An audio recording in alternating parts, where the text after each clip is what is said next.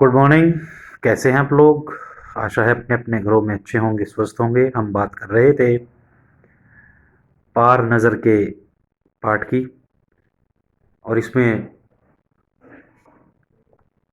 जो स्थिति थी वो यहाँ तक आ गई थी कि एक छोटू जिस ग्रह पे रहता था, मंगल ग्रह पे, उस तरफ एक अंतरिक्ष यान आ रहा है और उस यान में से एक यांत्रिक हाथ बाहर निकला, जिसकी लंबाई धीरे धीरे धीरे धीरे बढ़ रही है। तो छोटू के पापा ने मॉनिटरिंग जारी रखी और उन्होंने कॉलोनी की जो मैनेजमेंट थी उसकी एक मीटिंग बुलाई। जो उसके अध्यक्ष थे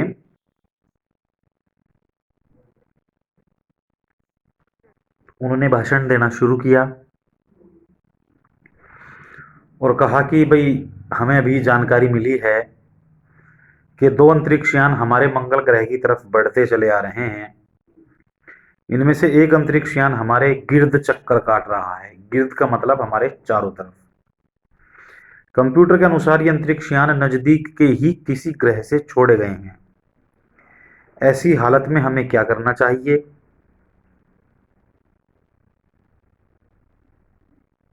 इसकी कोई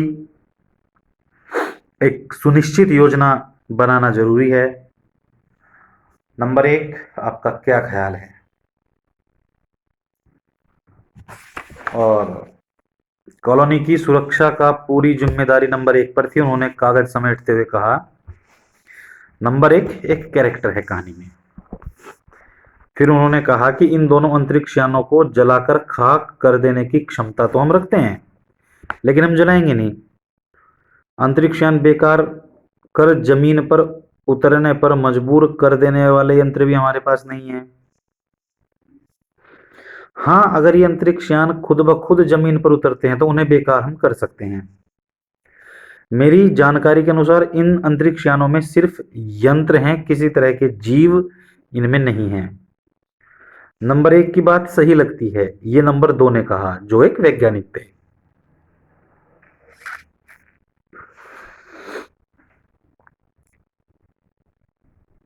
हालांकि यंत्रों को बेकार कर देने में खतरा भी है।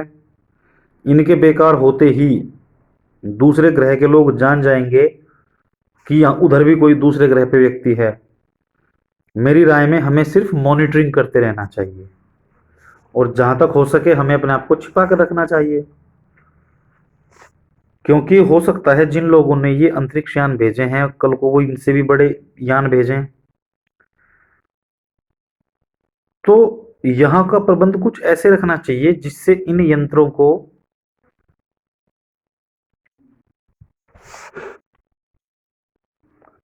ऐसा लगे कि यहां पर ज्यादा महत्वपूर्ण चीज कोई नहीं है।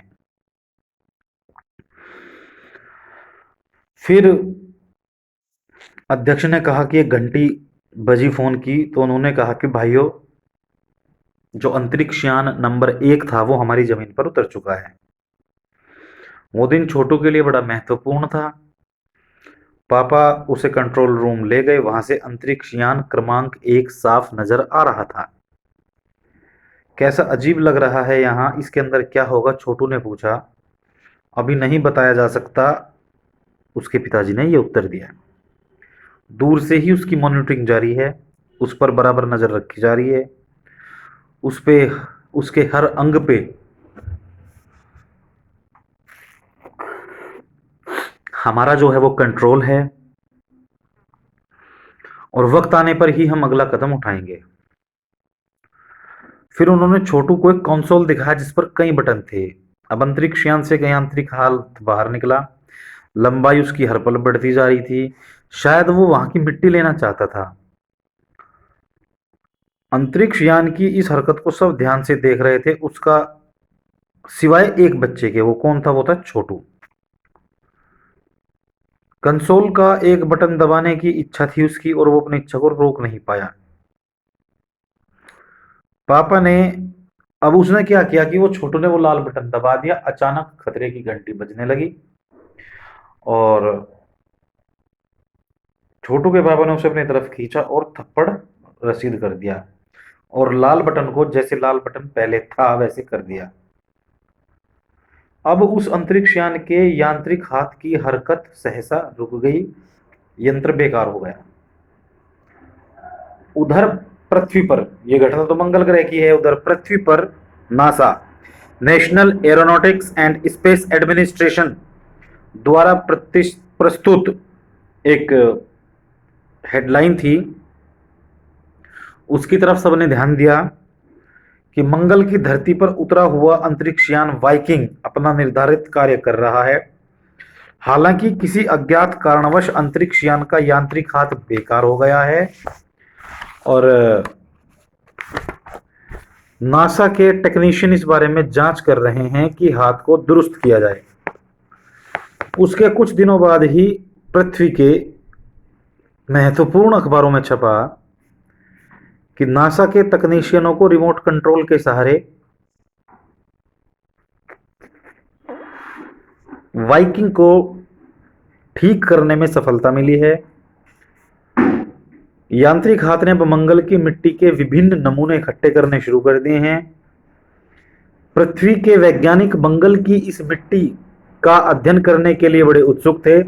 उन्हें उम्मीद थी कि इस मिट्टी के अध्ययन से इस बात का पता लगाया जा सकेगा कि क्या मंगल ग्रह पर भी पृथ्वी की तरह ही जीव सृष्टि का अस्तित्व है या नहीं है। और बच्चों, ये बात आज भी रहस्यमयी है। वास्तव में हम इस बात के बारे में कुछ नहीं जानते, लेकिन जब आप बड़े हो जाएंगे तो फिजिक्स में आप पढ़ेंगे, एक थ्योरी है पैरेलल यूनिवर्स, समांतर सृष्टि।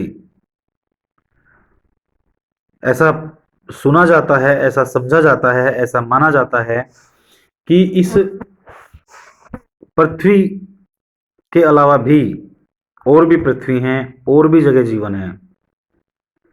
और हमारे जो धार्मिक ग्रंथ हैं उनमें श्री कृष्ण को अनंत कोटि ब्रह्मांड नायक भी कहा गया है। तो इसका अर्थ यही है कि वास्तव में जीवन भी है, जीव भी हैं और सृष्टि भी है। ये कहानी जो है पार नजर के, वास्तव में एक काल्पनिक कहानी है और ये केवल जागरूकता पैदा करने के लिए है कि इस तरह के कार्य, इस तरह की बातें होती हैं या नहीं होती हैं। शायद अन्य जगह जीवन हो, या जैसे इस पृथ्वी पर जीवन है, आपने पढ़ा है कि भाई अंतरिक्ष एक बहुत बड़ी जगह है, उसके अंदर बहुत सारे ग्रह हैं, उपग्रह हैं। कईयों का प्रकाश तो पृथ्वी पर अब तक आ भी नहीं पाया है। वास्तव में प्रकृति के जो रहस्य हैं वो बहुत ही अजीबोगरीब हैं और उन रहस्यों पर से पर्दा उठाने के लिए नासा जैसी संस्थाएं दिन रात अध्ययन में लगी हैं और प्रकृति की तरफ से कई बार ऐसे संकेत भी मिले हैं। तो ऐसा कुछ तो है जिसके सहारे ये इतना बड़ा ब्रह्मांड चल रहा है। कोशिशें जारी हैं, आगे भी रहेंगी, पहले भी हुई थी, लेकिन हर एक बात हर एक बात अपने आप में पूर्ण निश्चितता के साथ नहीं कही जा सकती। यही कारण है कि बेहद संवेदनशील ये मामले होते हैं और हमें इसके अध्ययन की तरफ ध्यान देना चाहिए। आज अपनी बात को मैं यहीं समाप्त करता हूँ। इससे आगे की बातें प्यारे बच्चों मैं कल करूँगा आपके साथ। तब तक के लिए घर में रहिए, सुरक्षित रहिए।